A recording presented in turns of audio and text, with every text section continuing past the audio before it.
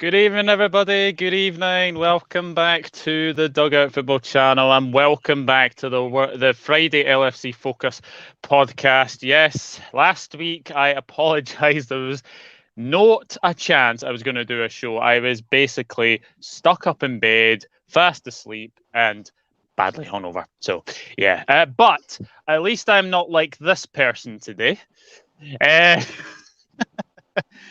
Pep Guardiola as rallying the fans to come out for Manchester City at the weekend. But we have a very special panel as always. We have Mr.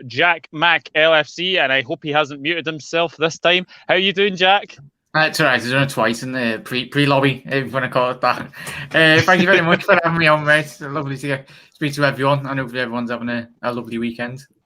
No problem. We've got the lovely Sophie as well. How are you doing, Sophie? I'm good, thank you. Glad to be back again, Yep, absolutely. We've got Mr. Connor Niblett from the Kop Council. How are you doing, Connor? I'm doing very well, thank you. I nearly dropped my pen.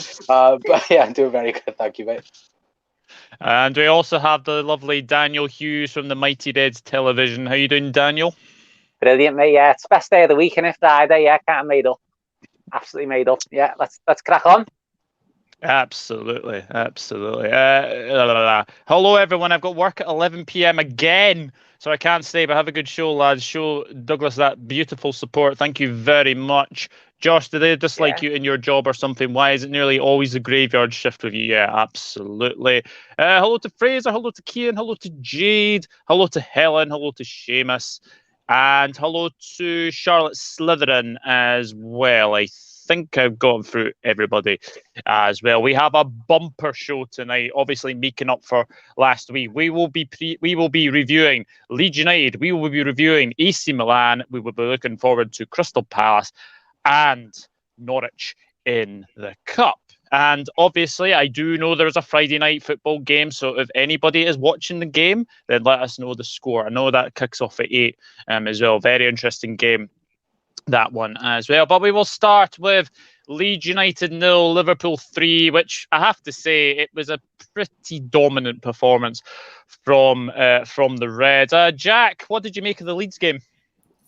Yeah, it was great. Fabinho, yet again. Obviously, we'll speak about the AC Milan game, mate, but a dominant Liverpool display. We had 30-odd shots within the game, which was crazy. Sadio Mane didn't quite have his shooting boots on that day.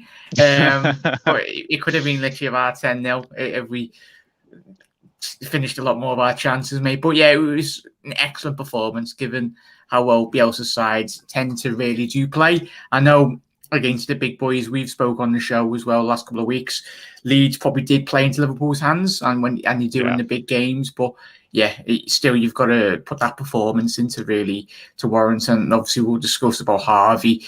That was probably the only downside. It was mixed emotions, I think, from everyone. Yes, we got 3 points, but we've missed Harvey for a couple of months, mate. But 3 points on the Reds go moving on with.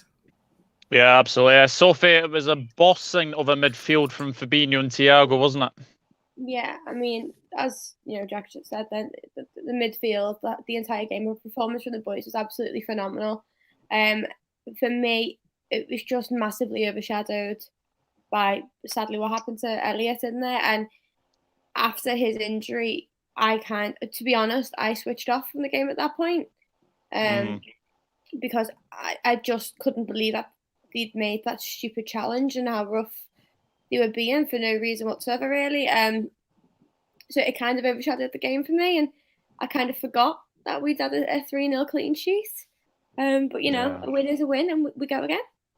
Yeah, absolutely. Connor, obviously, it was the game that they obviously saw Mohamed Salah get 100 Premier League goals and 162 Premier League appearances. Were you surprised at how poor Leeds were in that game? Well, first of all, is how good is it for a one-season wonder to get 100 Premier League goals? I know. Bad, is it? Yeah, like we spoke about it in the week, didn't we, mate? I think Leeds, it was a bit shocking how their midfield just disappeared throughout the game.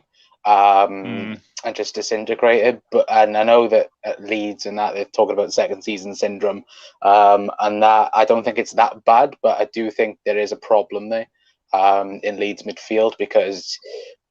All right, Liverpool, like we were, a boss for the whole game. Man United as well destroyed them 5-1, was it? And I think loads of teams will have loads of goals against them this year. But unless they sort things out, I don't think things will change. But it's down to Bielsa, isn't it? But in terms of Liverpool, 3-0, happy days, and a bit sad about Harvey and that.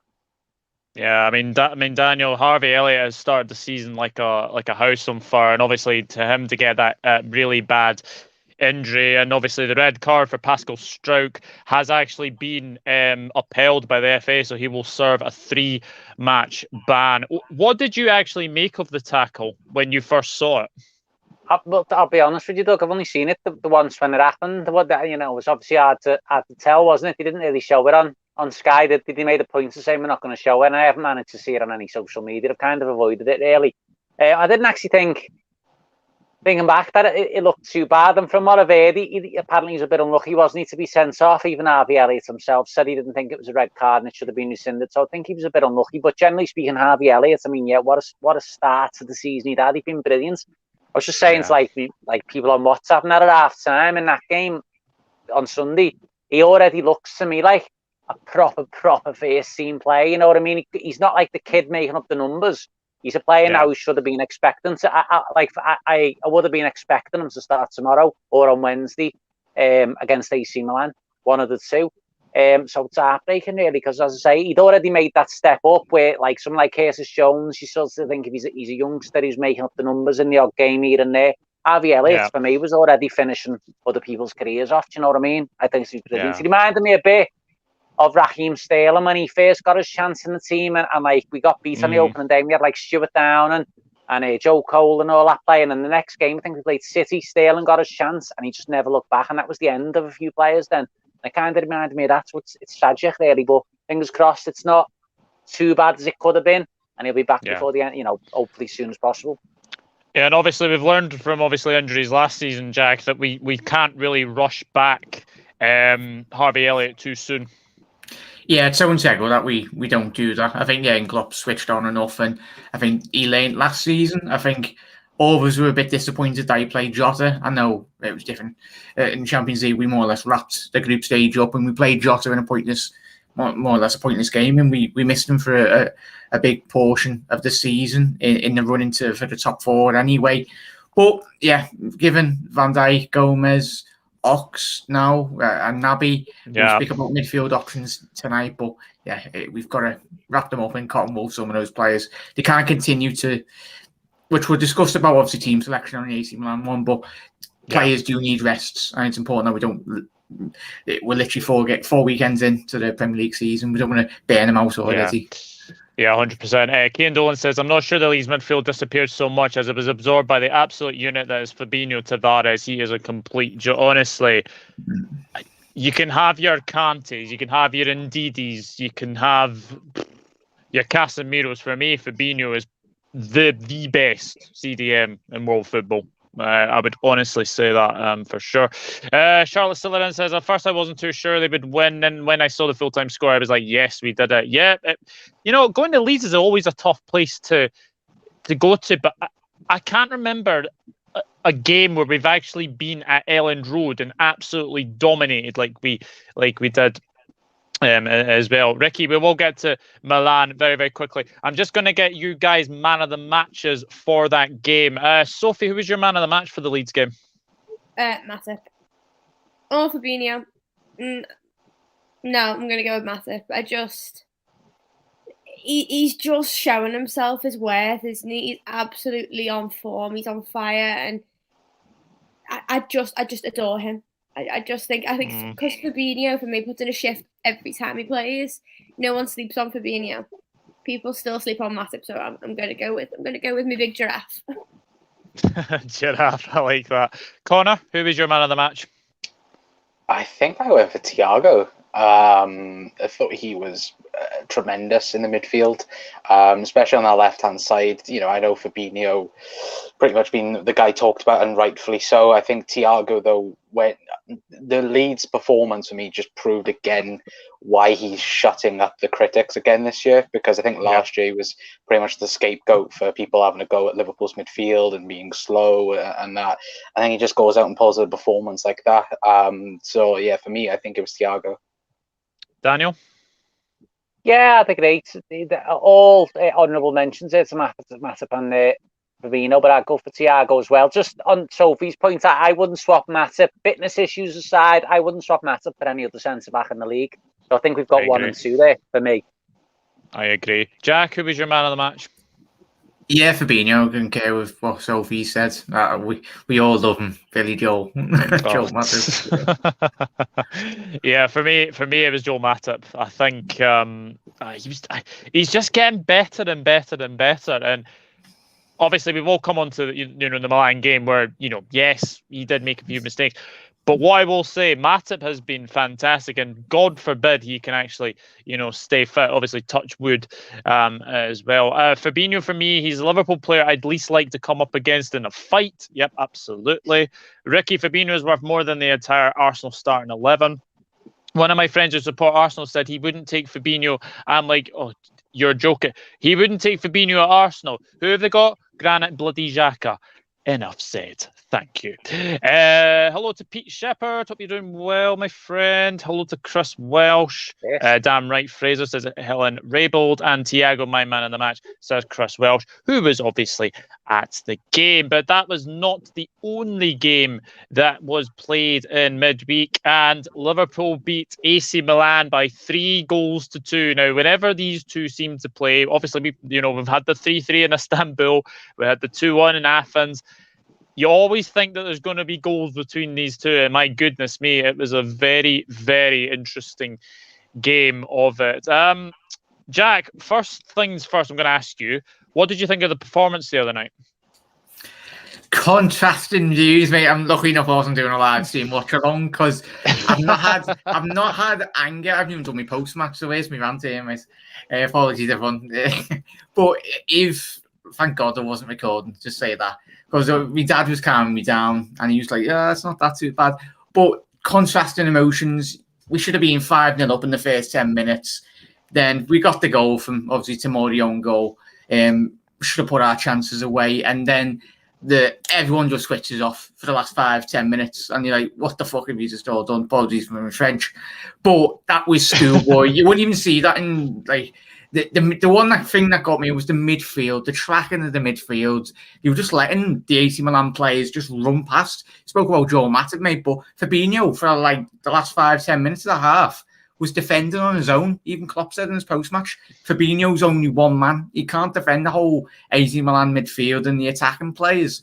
That Naby wasn't switched on, and But second half was a completely different Liverpool. Well, it was the Liverpool that was playing in the first 5 to 10 minutes. And as you mentioned, Istanbul, another comeback for Liverpool. But the most important thing was that we got all 3 points. And that's the end of Milan. Sorry, everyone. But it was a great result in the end. Yeah, Sophie, there was a little bit of eyebrows raised at the starting 11 because obviously Gomez came in for Van Dijk, which I think was very, very sensible. I think we have to nurse Van Dijk and, back slowly. The big one, though, was Divock Origi. What was your reaction to the starting 11? Well, when sorry, I do apologize. I sound like freaking Kermit the Frog. I'm so sorry. When the starting lineup came out, I was actually still driving into Anfield, so I couldn't see it because obviously I was driving. And my friend got it up in the back of the car and he was like, oh, Divock's starting. I said, fuck off. I went, no, he's not. Don't lie to me. And he's like, no, seriously, he's starting. And I wouldn't believe him until he actually put the phone at the traffic light in front of me. He was like, look. And I was like, oh, what the fuck is going on here? Like, I actually, somebody who had been not even in the matchday squad, wasn't even on the bench for, the last 3-4 weeks, to then suddenly be a starter. And my first thought was, okay, I know Bobby's not there. I know Mane needs a rest. So we've not seen. Mane looks tired already. I don't know what's going on with him. I'm frustrated. So I was like, okay, so that's Jota and Salah. I don't know who I expected them to play instead, but I was quite shocked for Divock Origi. To be fair, I wasn't expecting it. Yeah, I was the same. Obviously, I kind of expected maybe Keita to come in. I think we had all said, I think we said on the preview. I think somebody of us did say, I think, mentioned that you thought Naby Keita would start. Probably actually Connor but Connor, Divock Origi. I mean, I thought that was a pretty good performance from him. I thought he led the line very well the other night. Yeah, he had a decent game. Like what Sophie said, a bit of a shock that Divock was chosen for the game, even though he can't get ahead of Alex Oxlade-Chamberlain as a forward on the bench. But he had a good game. It wasn't bad. It wasn't good. It was just a okay performance. Like, he was there when called upon. To be fair, he looked like. Well, it must just be the Champions League, because he looked like Divock that wanted to play football again, which, we all know, of course, Divock in European nights as well. But to be honest with you, with the game itself, especially the first half, I was like, oh, here we go, it's Atletico all over again, where we just had a really joyful 40 minutes, and then it was just just anger, like Jack said, for a good 10 minutes, and the 10 minutes going into the second half as well. But Milan comebacks, we should have expected this before the game, let alone after it. But yeah, Divock, he needs to help, doesn't he, when it comes to the front three or front four, realistically, and hopefully he can do that in the Champions League or the Premier League. Yeah, absolutely. Dan, what did you make of Joe Gomez the other night? Well, we conceded 2 sloppy goals, didn't we? But that was all mostly due to us just getting carried away, playing like the Harlem Globetrotters, wasn't we? I think we were just starting to just get a bit sloppy, a bit complacent, and we let them back in. Individually, I mean, although the defence was sort of at 6 and 7, so the 2 goals, I don't really think it was anything necessarily to do with Joe Gomez. And bear in mind, it's his first game back from a pretty horrific injury. You only have to see the scar on his face. I thought he did all right. AC Milan with no mugs, you know what I mean? So I think it was nice to see him back. But in terms of Origi, it was just mental, wasn't it? As we said, he hasn't even been on the bench, has he, for a lot of games? I thought he was finished. I honestly thought he'd turned down a move and that'd curtail one of Klopp's transfer plans. And that was it now. Klopp had fell out with him. But here he is, just come out of nowhere. And I thought he was really good. I actually think he might have started tomorrow, but apparently he's got cramp and I don't know if he's even in the squad. But from what it was seen to be saying, it didn't look like he was going to get a game tomorrow because of his cramp. And very, very interesting. Chriswell says, we got the win, all that matters, but wasn't perfect. Yeah, absolutely. I think this sums it up.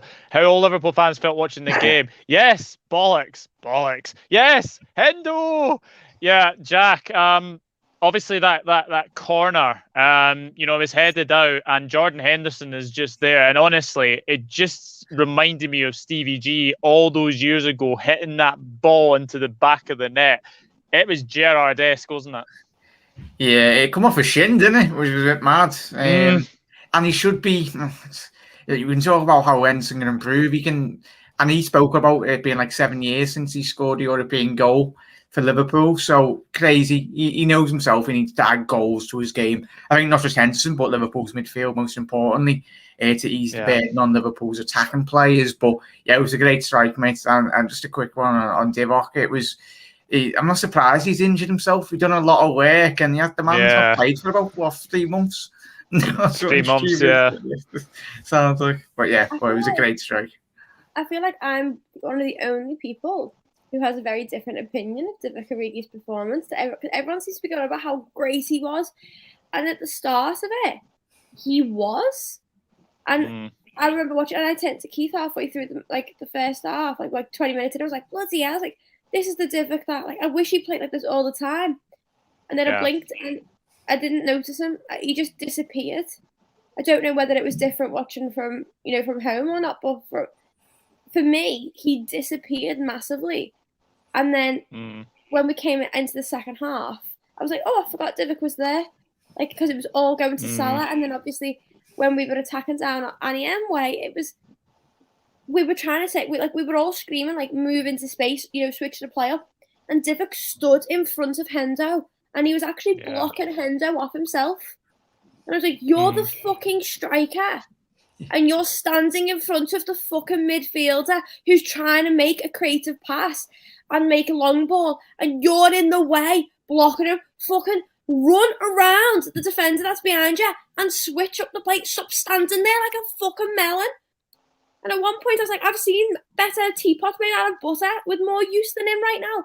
For me, he started off great, and then he just went back to Divock Origi, who does nothing again. Then obviously he went off with his hamstring. Chris Welsh, I think everyone would agree. But hey, winning them actually one of the Champions League game for everyone. Yeah.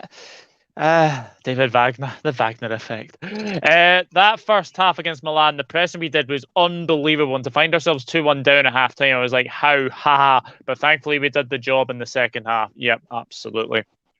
As well. Yes, F right off, stunned silence. And yes, again, in my case, Cian. Yes, Seamus. Well, I won't repeat my friend's Ryan's reaction to Origi starting, but there was plenty of 4-letter words involved. I did wonder about that actually. Origi played well, I thought, but Klopp's legacy is. Do not get me started on that. Thank you. Yeah, absolutely. How are we not talking about City's 6 goal? Pete, I know that game was mental. Absolutely mental, for sure. I was surprised at the lineup, but when we started, I understood why. Origi had a better game than the whole of last season. Yep, absolutely. Liverpudlian reference to the Harlem Globetrotters, classic. Have to give credit to Milan too. To be fair, haven't made the Champions League in 7 years, and they gave a decent account of themselves at the first time of asking. Special mention to Mike Mannion. My pronunciation is rubbish anyway. But yeah, going on to that, Connor, were there any Milan players that stood out for you? For me, Brahim Diaz did. Leao, I think, as well. But the one player I want to speak about, Frank Kessie. I tell you something, if he is on a free in the summer, I would take him. Yeah, I would as well, to be fair. I think Milan's man of the match was their goalkeeper. I'm not even going to pronounce his name, sadly for that. But yeah, I thought he was fantastic. Kessie's well. I thought Tomori as well. I thought he was very, very good, especially in that first half, stopping pretty much every single shot that Liverpool had.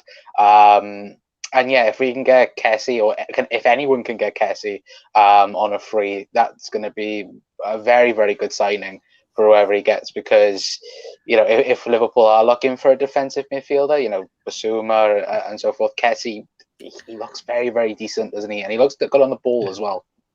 He's not got long on his contract, has he? Chas as well, I think. He's out of contract in the summer. Yeah. We can swap Naby if you want. Aye. Naby's back now. It's Naby season. Fingers crossed. Yeah, but yeah, I mean, obviously winning 3-2 against Milan has, we're off to a very good start, and obviously the other game, Sophie, was drawn between Atletico and Porto, so we've got a head start on those teams already. Yeah, I think the results for the group, I didn't expect a draw from the other two, to be honest with you. I thought one was gonna win. I wasn't expecting that. But for me, this is going to be the group to watch, to be honest. It's just such a, there's European loyalty in this group. It's going to be exciting watching it all. And, we love a game against Porto anyway. We always absolutely. like playing Porto. Absolutely. Yeah, Chris Welsh, I'm absolutely in agreement here. I was relieved Giroud didn't score. Loves a goal at Anfield, especially in his Arsenal days, and Chelsea. He is. I've always raised him. Thought he's massively, massively underrated player. I think Giroud. Another catastrophe off Arsenal letting him go. Yeah. Is it Porto next for us in the Youth Champions League? Yes, it is. Helen, is it away? Is it away in Porto? Yeah, it's away. That's away. Especially good result considering Porto managed to out-shithouse Atletico. I love your way with words, Cian. I really, really do. Man of the matches. Jack, who was your man of the match against Milan? Looking at what done in half time. Hendo, just for that strike, mate. Just for the winner, really. But yeah, Hendo. Sophie? Yeah, I'm going to have to agree with Jack. I'm going to have to go for Hendo, because especially not just for his goal, I think when we switched off those last 10 minutes before half time, like he was the one who was screaming at them, and like, he was doing everything he could to really try and bring everyone back together and get the head switch back on, and proper club captain. And it was just Gerrard vibes, that wonderful volley, half volley on it. Yeah, absolutely. Connor, your man of the match? I'm going to go with Fabinho. I think he proved, again, like we already spoke about Leeds, best DM in world football, and just proved it yet again on a European night. Daniel? Well, it could have been any that the guys have mentioned, but I'm going to throw Salah in there as well. No, he missed his pen, but he well-taken goal. He's just playing like a man possessed at the moment. Probably I don't know whether he'll outscore his first season. I'm sure he won't, but I think he's in the form of his Liverpool career anyway at the moment. He's playing absolutely out of his skin. I'd like to apologise on behalf of for all Liverpool fans for Mo Salah missing this penalty. It was my mother's fault. We have this thing in our house, right? My mum's dad, it was a pure bit of blue, like proper bit of blue. And my mum's the world's biggest jinx. Every time she walks in when the match is on, the team score, or we score an own goal, or we miss a penalty, blah, blah. In 2005, during the AC Milan game in Istanbul, my dad obviously went out to watch a match with his mates. I was only 10, so I stayed at home. And my dad texted me when it went to pen. Like, every time my mum walked in, they scored a goal. And my dad was like, do not let your mother in that back room now to go to penalties. Do not let your mother in the back room. And I let my mum back in thinking it was not going to be a problem. And obviously they started scoring penalties. So I kicked it out. And I got a text off my dad at half time. And it was like, I'm going to keep, why has he missed that penalty? Salah never misses penalties. Get a text off my dad, your mother watched that fucking penalty. I was like, why did you let him in the room? So I'm sorry, it was Sheila's fault. No, you know what, right? I'm going to be honest, right? When he was lining up to take it, I thought at this point we were going to win about 4-0 and it was going to be an easy night. And I thought, you know what, he scored all them ones on the run. He's going to miss one eventually. And I remember thinking, if you're going to miss one, miss this one. Yeah. And then he did. And then I think that was only his second. Yeah, he missed one against was it Swansea? Huddersfield. Huddersfield, yeah, and it was someone Huddersfield. It was just too straight down the middle, wasn't it? Like he tried to put it down the middle. Sorry, Sophie. I've said loads of times he's the worst penalty taker I've ever seen, because they tend to go in, but they all tend to be just left or right of centre, blasted. And it didn't happen this time for him. Yeah, absolutely. My man of the match, for me, I'm going to go with Connor. I think Fabinho was phenomenal the other night. Absolutely phenomenal as well. Let's see what some of you guys are saying as well. 15 European Cups between our group. It's a mental group. Yeah, it's crazy. Absolutely crazy. I thought Atletico Madrid would win by their normal scoreline of 1-0. I was expecting them to win 1-0. I obviously do my Champions League predictions, and that was one of my predictions. Actually, was that 1-0 to Atletico, and funnily enough, Porto nearly won it at the end. That would have opened that group massively if Porto had actually won there. Porto next, and Atletico games back to back. Oh, that's going to be very, very interesting indeed. Oh yeah, I forgot that. Your bloody huge good point. What's that about? What's that about? Oh, how keyboard warriors they are. 6'8", 275 pounds. He'd never. Oh, right. Aye, okay, that's fine.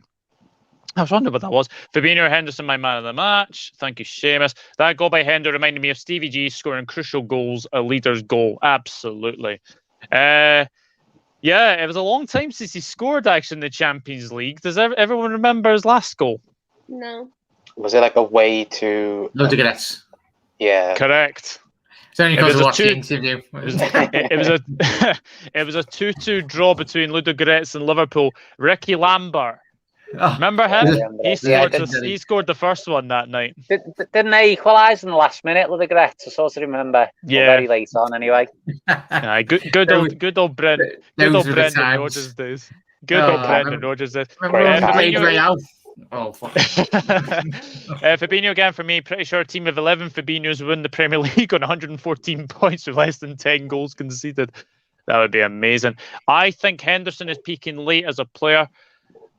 Yeah, he's getting better each year. He is. Best aim in world football, that would be the 36-year-old Fernandinho.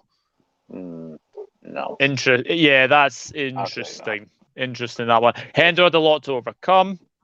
I agree. Salah's going to miss at some point. Milan keeper did his homework. You already know. I know it. Yep, absolutely. Kian, you told me that the other night. I love Henderson's celebration and passion. I bloody love it. Love the passion. Oh yeah, rival fans calling him a passion merchant as well. Get over yourselves. Get over yourselves.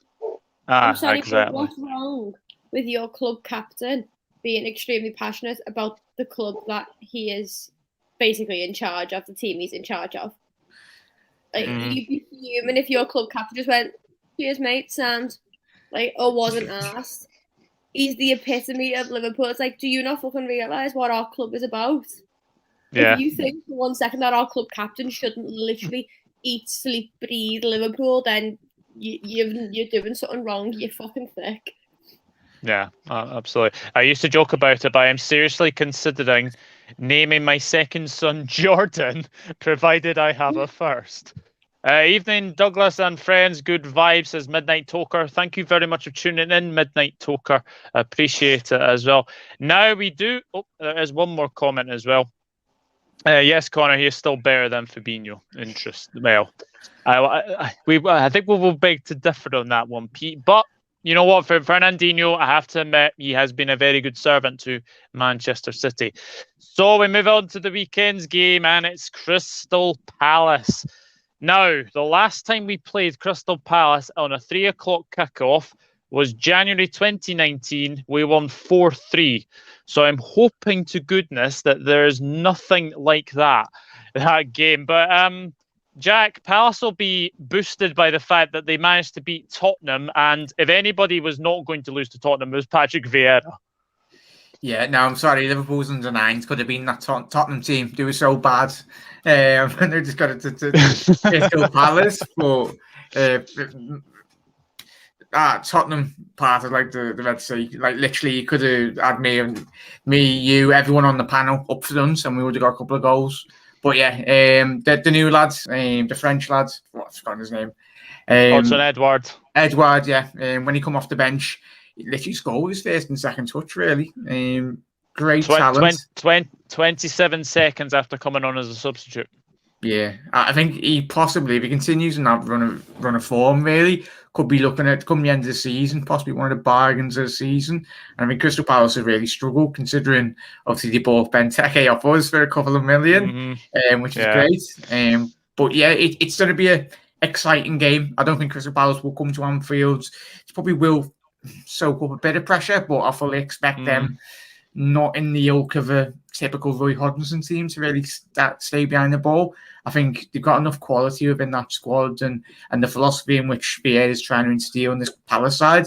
You want to be a bit more pragmatic. Zaha played quite well against Tottenham as well. So they are a team with a lot of big threats, and Liverpool have to be switched on with.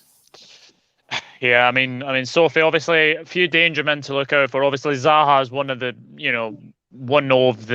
main ones. I think Edward is another one. I have listed out, though, the midfielder Conor Gallagher, who I think has been very, very impressive for Crystal Palace. What have you made of Palace so far this season? Do you know what? I'm going to be truly honest with you. I haven't watched a single Palace game. To be fair, genuinely, I haven't really had a lot of time to watch anything but the Liverpool games so far this season. It's been a very busy couple of weeks for me, and I just haven't had time to get into any other matches. But from reactions of people that I've seen online, they're not players to be slept on. They are players that you can't just say, "Oh, they play for Crystal Palace." It's not big, a big fish in a small pond. Like, you've got to keep on top of them. You've got to keep them under your thumb. We've just got to control. As far as from what I can tell, it just needs to be a game of control. Yeah, I mean, Connor, Palace have changed their style of play this season. Like, obviously, Roy Hodgson was very, very pragmatic, but I've noticed with Patrick Vieira, he is more attacking. Do you think that might benefit us tomorrow? Of course it will. I think any team that tries to attack Liverpool,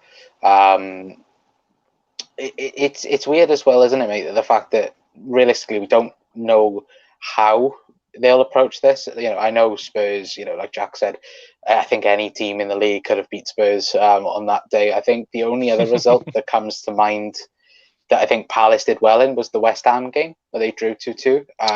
Especially with West Ham, on the ride that they've been on. So they're no team to sleep upon, and that of course Liverpool know the job that we have to do. We have to get 3 points and keep the momentum going that we've been on, especially at Anfield.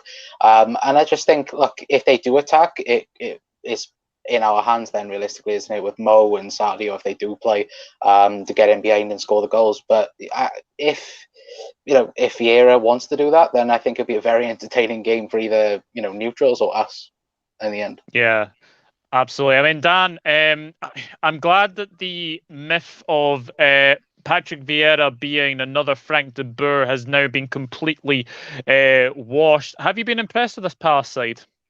I'll be honest, mate. I'm similar to Sophie. I don't watch a massive amount of football apart from the pill, so I can't really give too much opinion on them, to be honest with you. I'm really intrigued and quite ignorant as to how they've been playing. Apparently, they have been a little bit more expansive than they had been under Roy Hodgson. As Connor said, I think that may well play into our hands. I remember that 4-3 game that you were talking about, and that was a real titanic battle. Historically, they like to defend deep, and it was on the break, and that was a great game. So we'll wait and see tomorrow. I think it's going to be interesting. But and that 4-3 game, I mean, they took the lead. I think we equalised, and then I think it was 2-1, and then it was 2-2, then 3-2, 4-2, then 4-3. So I'm hoping it's nothing. Didn't he have like the fourth choice keeper playing? Aye, Julian Speroni. But he hadn't played for ages, and he come back and he flapped a couple in, didn't he? I'm not sure if he scored an own goal or touched one onto the bar and then Salah tucked it in or something like that. It was like a disaster. But I think he took one. I think he took one in. I think the ball came into his body, and I think he flapped it, and I think Mo Salah had a tap in as well. Right, but what I will say, I think Palace are a better team away from home than they are at home. That is what I would say. They've had the players, haven't they, to set up for that over the last few years, haven't they, really? The counter-attack, the faster players on the break. But as I say, I don't know whether they're going to play like that tomorrow, so we'll see. Yeah, definitely. Seamus Murray saying, Palace playing some decent football, but we should get the job done, hopefully. Dearie me, I can't speak tonight. I seem to remember there being a 104-year-old man in attendance at that 4-3 game. How he lived through that, I don't know. Yeah, exactly. Pete here, outnumbered, lol. Hello to Almighty Blues FC. Hope you're doing well. Obviously, you'll be hoping that Conor Gallagher plays well tomorrow. As well. Chris Welsh, where's that Tottenham fan called Charles from Yanks of the Kop? Always says Tottenham winning everything every season. Yeah, I know. I hope to see a high-scoring game. I can see Liverpool scoring most goals, 3-1 for me. We will be Palace tomorrow, 3-1. A lot of people are actually saying 3-1, very interestingly. Gallagher and Edward have impressed me most. Yeah, I mean, I'm a big fan of Edward, so I'm hoping it's Benteke that starts tomorrow. I know, Doug and Connor. No, I can't just let them look only through their Liverpool-coloured glasses. I try to be as unbiased as possible, Pete. You know that on the podcast. You all do with Zaha. There's only one man for the job, and his name is James Milner. Or, if actually she's not in here at the moment, Liz Golden likes to call him James freaking Milner. I would even say Benteke loves a goal at Anfield, either for Aston Villa or Crystal Palace. Yeah, but that's a good point as well. Yeah, another talent from Chelsea, Gallagher. If Palace are only one down going to the last 15, Hodgson would take the 1-goal loss and defend like a badger. But Vieira will take a risk at that point. As long as he picks up points, he's laughing. Yeah, it is definitely a banana skin tomorrow, I would say. They're a dangerous team, but I think we will have too much for them in the end. If this was at Selhurst Park, then I'd be nervous. Yeah, I know we won 7-0. Apart from that result, always been a tough game. Yeah. And also, Takumi Minamino scored his first goal in there as well. Good evening to Bluebird Legend. I hope you're feeling a lot better, my friend, as well. Evening, I have Mo Salah as my fantasy football captain. Will he get me the points? Well, I think I predicted on Stephen Stubbs' channel, I think Salah will get 2. So, fingers crossed for you, Paul. Fingers crossed for you. Hello to Michael Talks Football. Hello, Douglas and Panel. Just stopping by. Palace be a threat, especially Zaha against Trent, but Liverpool to win 4-2 as well. And then if Mane scores again tomorrow, I think, not 100% sure, he becomes the first Liverpool player to score in 9 consecutive games against the same opposition. It's the first player in history, not just Liverpool. First player in history. Wow. I think so, yeah. It's not just a Liverpool record. I don't know if it's an English record, but it's definitely not just Liverpool. Yeah, Liverpool 2-0 win tomorrow. Manny always scores against Palace. Yes, Bluebird, says Helen. Get it correct. Minamino only goal for Liverpool in his Liverpool career. Yeah, absolutely. Thank you. Fingers crossed. Charity Shield. Aye, that's right as well. Starting 11 is going to be very, very interesting. Now, I'm going to come to Connor first because there is a little bit of talk that a certain Ibrahima Konate could potentially make his Premier League debut or potentially play in Norwich. So going on that, what would be your starting 11 for tomorrow? No pressure. Ali, Trent, I think them two nailed on. I think it will be Ibu. I think Jurgen's already alluded to it. He's going to be practically rotating between two centre-back pairings, but, Ibu and Virgil and Matip and Gomez over the next couple of weeks. I think then it'll be Virgil and Tsimikas. I think Robbo... it's tight between Tsimikas and Robbo for me, but I think Tsimikas will get the nod over Palace. Then I think it'll be Fabinho, Thiago and Hendo. And then, weirdly enough, I've gone Salah, Minamino and Sadio Mane. I think Jota needs a rest because he's played in every game since the start of the season. That's very interesting. Sophie, what's your starting 11? Ali, Trent. I do think Konate is going to start. Virgil will come back into the fold for tomorrow. I think if he doesn't start Konate, he'll play Gomez again. Yeah. I also agree with Connor that it was probably likely to be Costas over Robbo. Robbo does need a break. We saw him burn out last season, when he was constantly playing over and over again. Midfield, I think Fabinho definitely starts. Yeah. It's a toss-up again because Naby's playing really, really well, but again needs a break.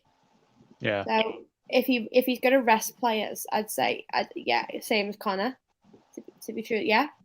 To be honest, yeah, same lineup as Connor. To be honest, if you're going to rest players, the only thing I'd say different is if Divock's injury isn't, one to keep him out, and it was just one that he wanted to come off as a precaution, I'd say Divock would go in against above Minamino. Daniel? Yeah, obviously Alisson goal, Trent.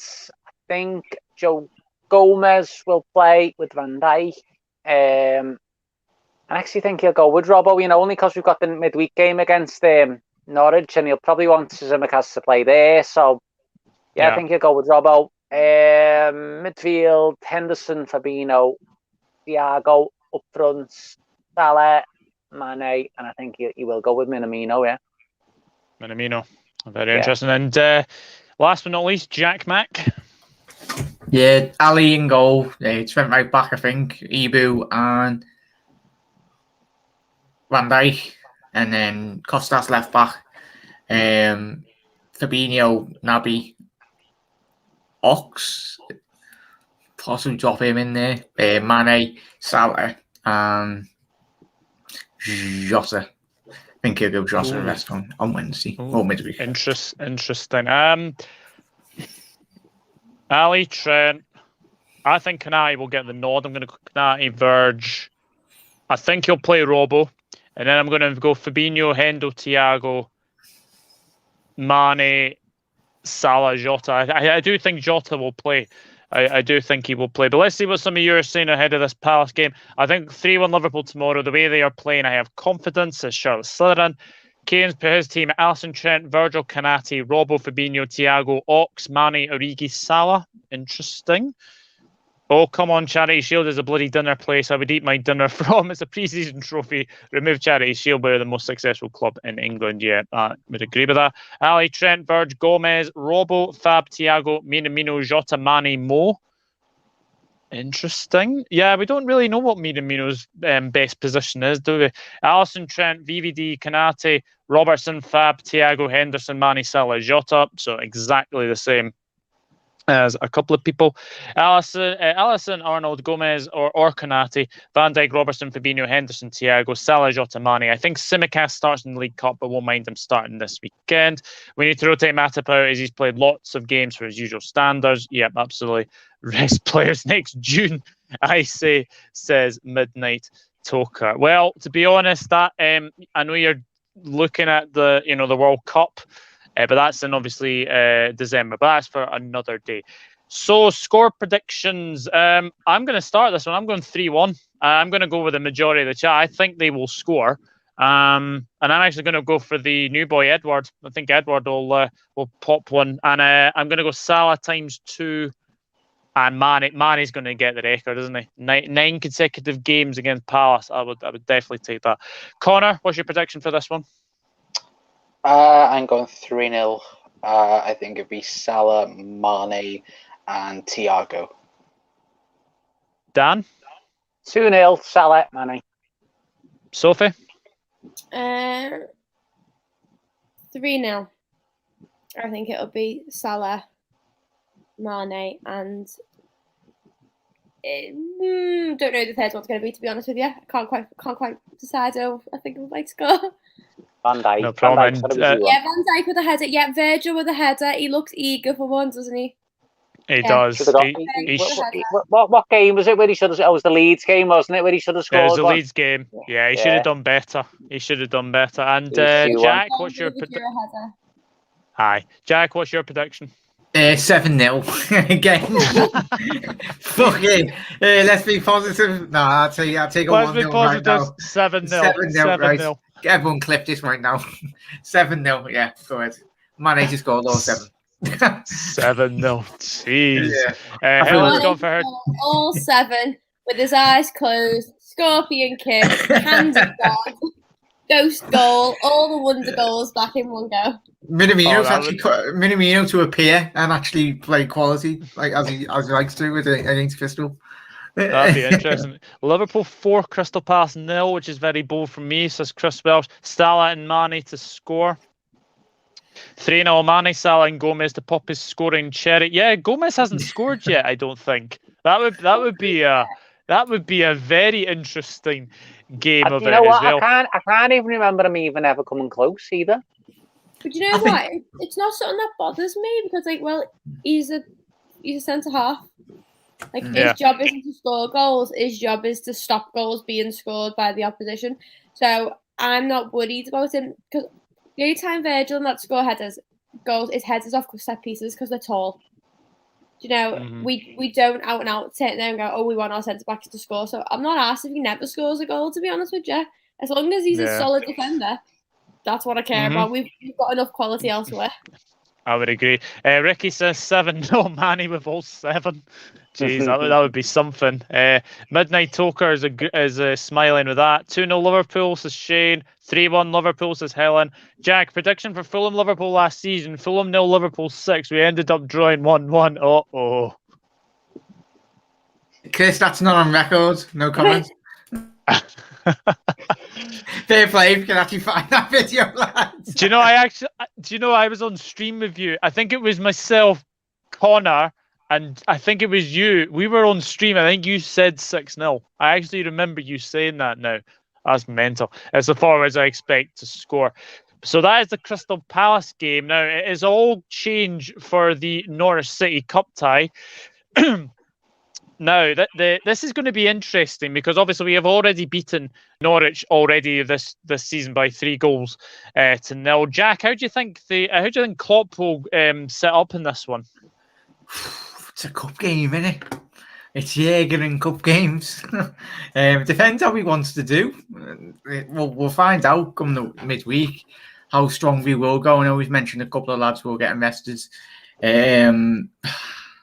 But for me, I've got to be greedy. You're in competitions, but I'm saying this now, but we don't know what we'll be like in January. If we're heavily depleted due to injuries and that, then sound play the kids. But I think whilst the players are fully fit, I'd say go a mix of youth and obviously old players as well. We've got enough quality Especially if Ox doesn't play, say against Palace, then he's fully capable of playing against Norwich in the cup, mate. And it's a big statement for the players that actually do play against Norwich, mate, because the players that aren't necessarily first team starters, then it's a great opportunity to show the manager what he can do. Sophie, do you think we've got a squad competing on all four fronts this season? Look, I'm not going to even hide. I fucking hate the League Cups. Not asked. I had this conversation coming out on Wednesday with me, and I was like, I don't care. I don't get the FA Cup. I'm sorry. It's not what it once was. You know, the Carabao Cup, whatever. They're not. No one gives a fuck. Nobody, like, do you know what, right? If Chelsea won the FA Cup, we would be going, oh, well done. Yeah, okay. We just go, all right, yeah, sound. I'm in Europe. I'm getting sick, my 7th big ears. Not that. No one cares. I don't care. He can play. He can play the fucking gardening staff from Kirby for all I care. Play the kids. The kids are just good enough to beat Norwich. Let them have a run round. I mean, put like your James Milner on. Put like someone who's seasoned in there, but bring Salah on maybe at 60 minutes. But let the kids have a run round. Let them play a bit of footy. Not asked. Yeah, I mean, obviously, Connor. I obviously wanted. Well, we'll see how well we do. But the fact that we're tied on 8 League Cups with City, and I think Cian said that I want to pull ahead of City because we're both tied on 8 now. Norwich have had a really poor start to the season, as we can obviously tell.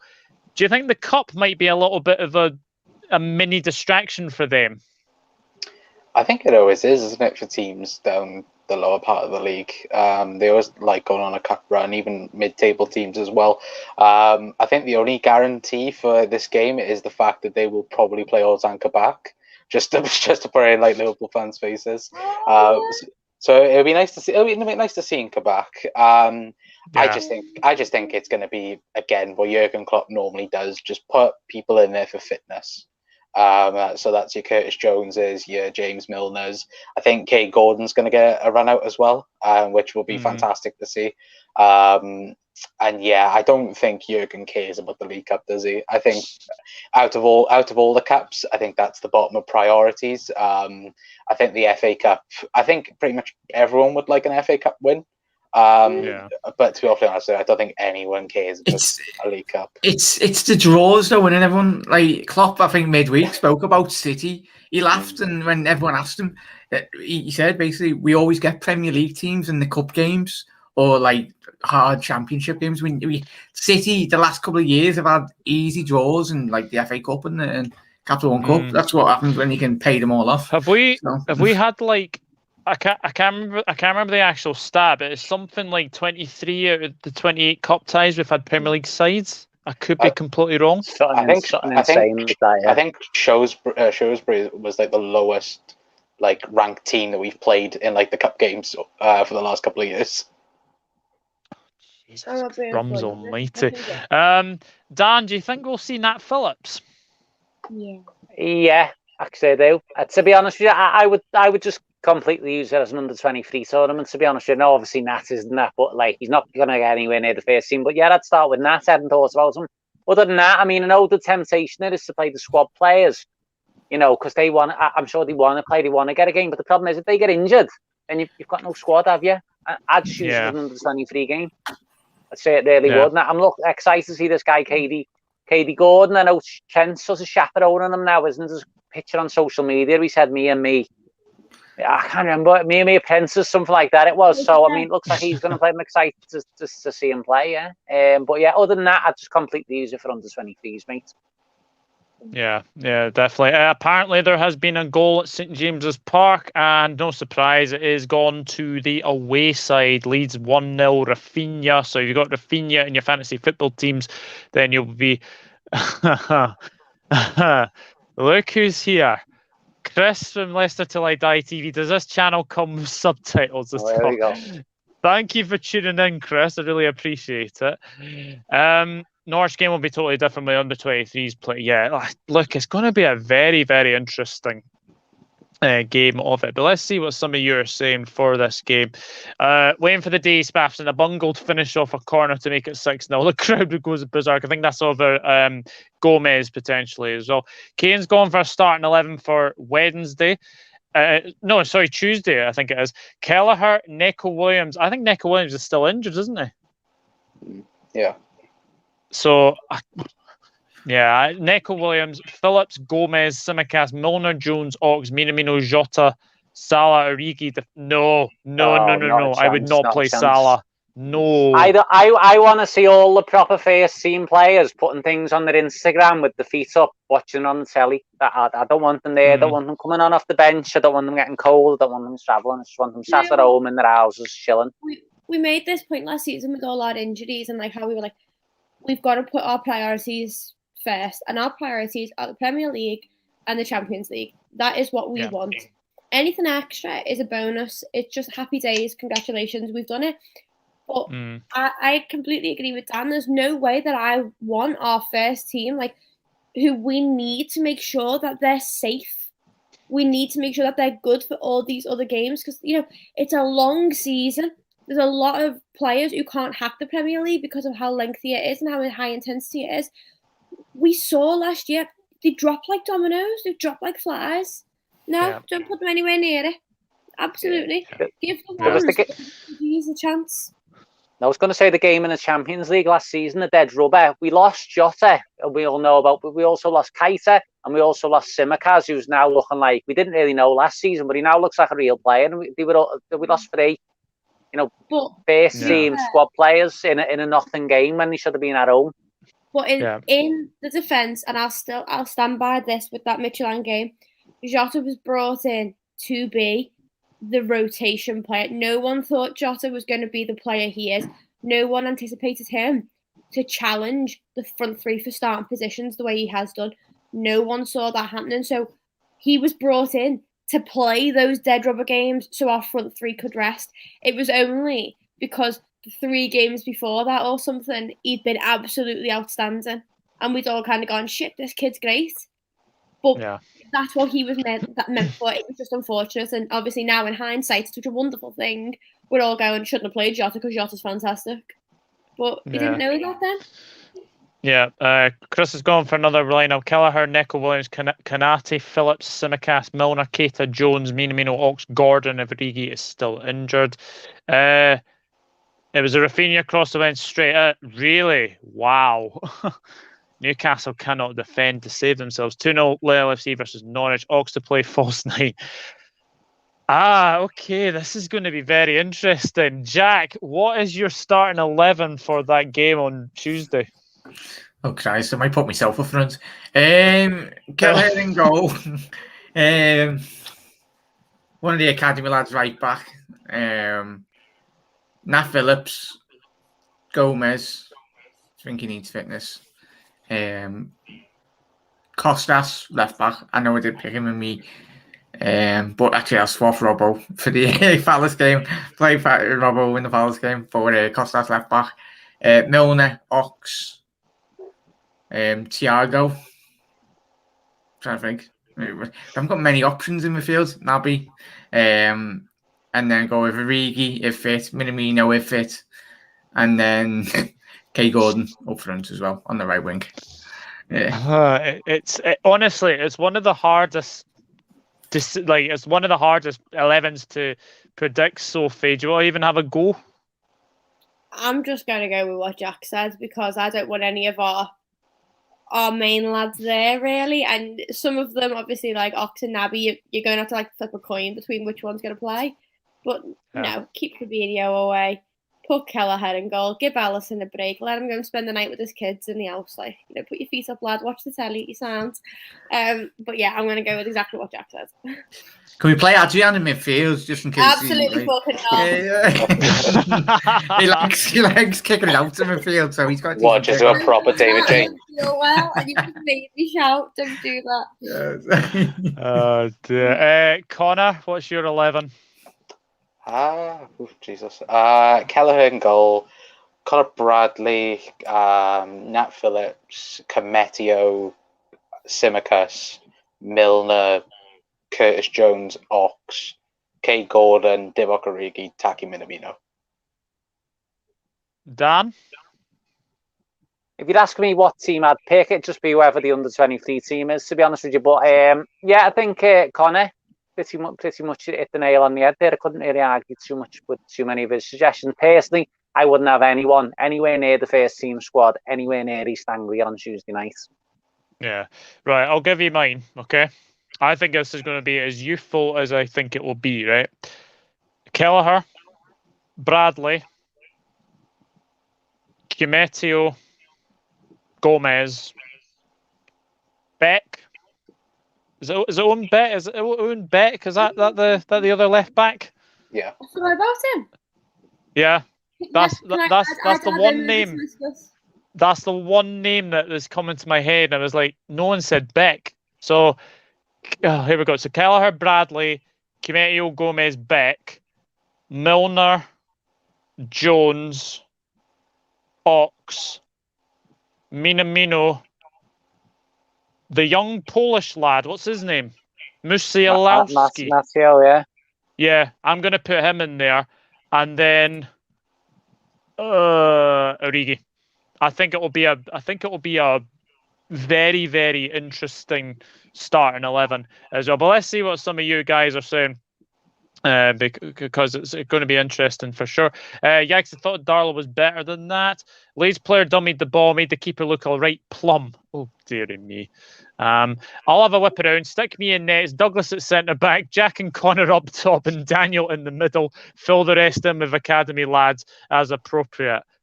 I'm pushing 40. I need to be in like a sweeper role. I can't play midfield now. I haven't got the legs for it. Playing the Beckenbauer role there was. Yeah. I need a bit of protection either side, and then I'll just spray the passes. But running, I couldn't run when I was 18. Never mind 39. Me and Konate, Rushy and Dalglish combo there.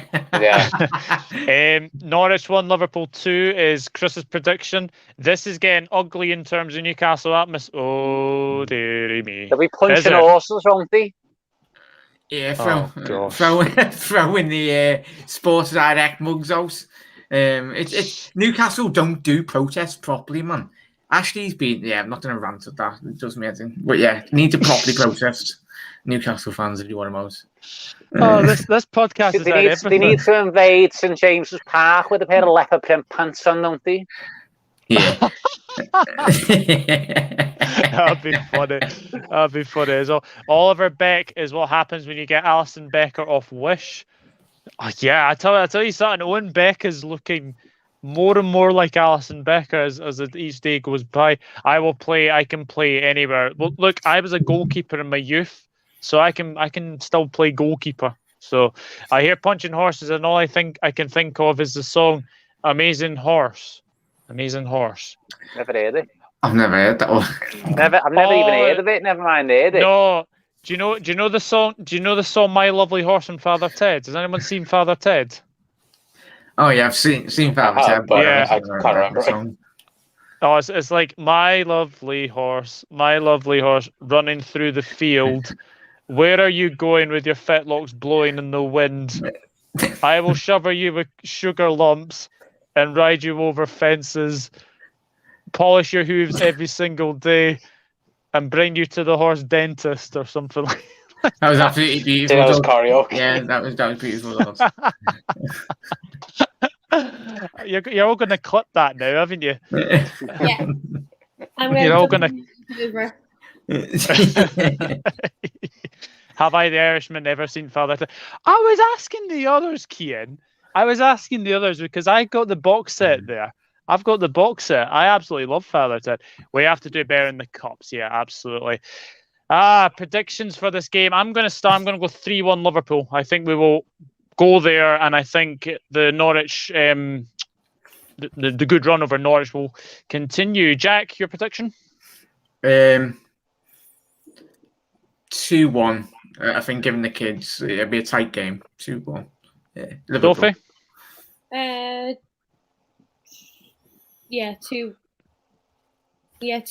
I think 2-1 FC are going to make a return. 2-1 FC. I like it. Connor? 3-1. 3-1. Same as me. Dan? 1-1 and we'll lose on pens. Oh. Oh, interesting. I hate to say win on pens, says Shane O'Donnell. Shane O'Donnell and Dan going through the same wavelength. My prediction for Norwich, I'm going to walk the dog and not be arsed whatever happens. Yeah, absolutely as well. But guys, before we obviously go, has anyone got any questions for the panel? And as Chris Wells has said, negative. Dan, it's not negative at all. Glass half empty. I just, I think when it comes to the League Cup and FA Cup, Klopp really doesn't give a monkeys, does he? I'd love to be a fly in the wall in his team meetings for that game. Even when we played Everton, he tried his best to get beaten that game, and then Curtis just bangs one from the edge of the box. He's like, Curtis. We had our kids out against their first team, still couldn't win. Yeah, that was when Ancelotti was in charge, wasn't it? That was when Ancelotti was in charge as well. I'd rather win FA Cup than League Cup. Yeah, like the Ancelotti that was going to get them into Europe again, the Ancelotti that was going to help them win the league, the same Ancelotti that left a year later and fucked right back off to Europe. He's back in sunny Madrid now. Do we just mention that lovely assist by Jesse Lingard? What an assist! What a lovely. I'd turned off, Jack. I thought it was, and for all of me money in the world, I thought it finished 1-1. And it's like, everyone's saying it's 2-1. No, they got absolutely slapped. They did. They were absolutely awful. Aaron Wan-Bissaka had a bit of an Aaron Wan-Bissaka with that tackle. Sorry, that's a bad one. Jesus. It's all right, I liked it. So I'm glad. Chris Welsh has asked a very good question here. What's your weird food combinations that actually taste amazing? I'm going to say this now: macaroni and tomato sauce. I love it. Cold spaghetti out of a tin. Cold spaghetti out of a tin. Yeah. When I say that, everyone's like, nah. Or put it. I mean, Connor, you're a chef. Have you had anything interesting combinations? I'm genuinely trying to think, and I just can't think. Salted caramel. That can go one or two ways. Salted caramel's nice. So to be fair, I like the salted caramel Häagen-Dazs ice cream. Absolutely love that.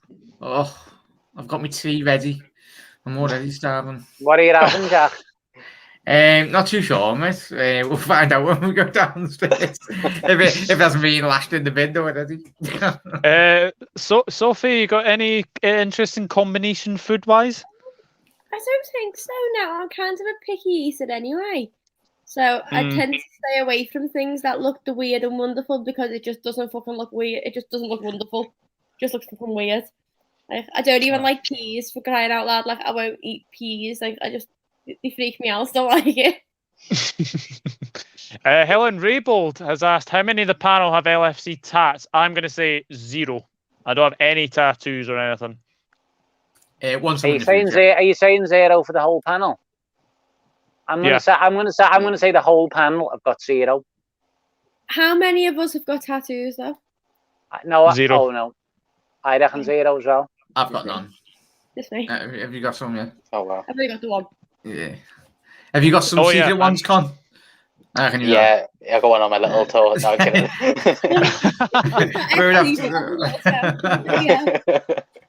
Where's the Daniel Aggie with you never walk alone on his toes? You haven't got the camel, have you? Whoa! No, you've seen that. I've seen you with the camel on the toe. Oh God, Chris Welsh. Really? Hopefully someone hasn't just joined in the conversation midstream. My sister, when she was little, loved dipping bread into her Pepsi Max. That's a proper bad one, isn't it? That's mad. That is horrible. Oh no! I know people that dip the Mackey's chips in milkshake. I don't know if that's. I've heard that. That's a quite common thing. That. My mate's fella does that, and it makes me feel physically warm, salty chip in strawberry milkshake. No. Oh, imagine banana milkshake. Any of you fans of Taskmaster? Season 12 is kicking off this week, and I can hardly wait. I honestly, Never even the heard of it. fiance does. She absolutely loves it, but not my cup of tea, I'm afraid. What is it? Sorry, Ollie's. Is Ollie on that? That's not good. It's I don't know how to really describe it. To be honest, Kane, if you're still watching, then obviously tell us that. If I start going over the weird things I eat and drink, I'll be here all night. Oh Jesus, haven't got any LFC tattoos yet, but I'm due for a Borderlands one in a few weeks. Borderlands game, yes, yeah. Oh, it's is it a in the game? garden. Might be Divock Origi trying to get in starting.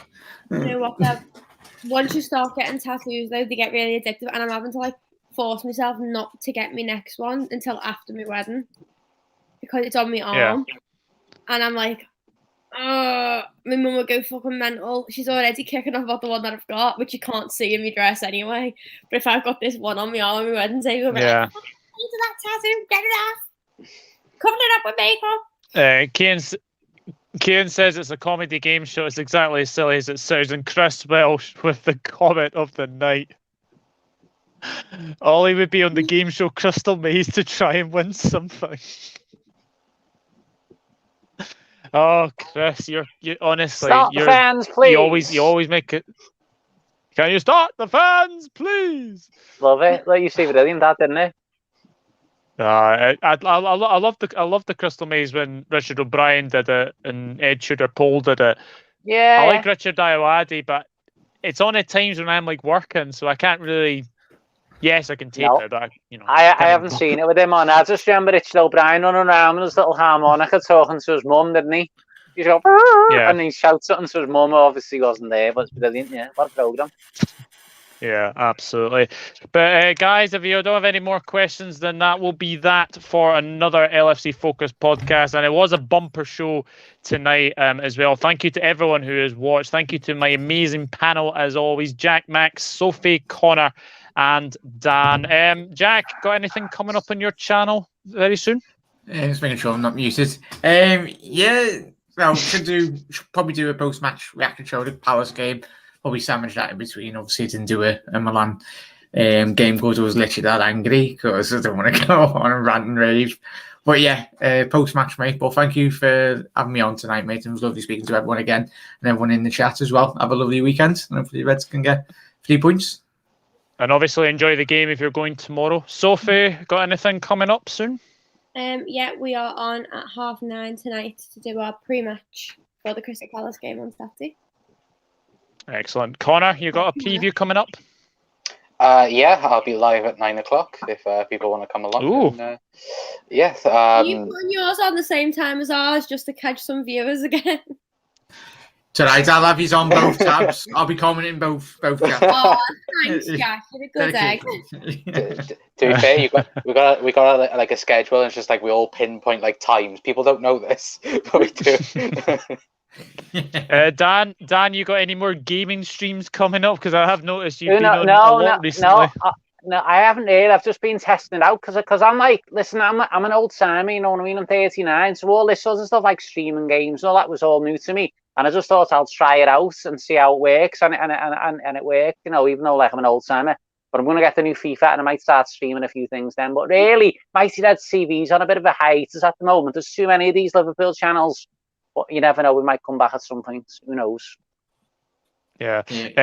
Chris Welsh has said, Chris Welsh has said, I will watch both Connor and Yanks for the Kop same time, just in case I miss Wilhelmie and Sophie arguing. Always, every game. We got into a fight the other day on Twitter because he put up with slandering the performance from the AC Milan game, and I was like, you chat some absolute shite, but you watched a different game. And he messaged me, I've got to stop arguing with you about everything, haven't I?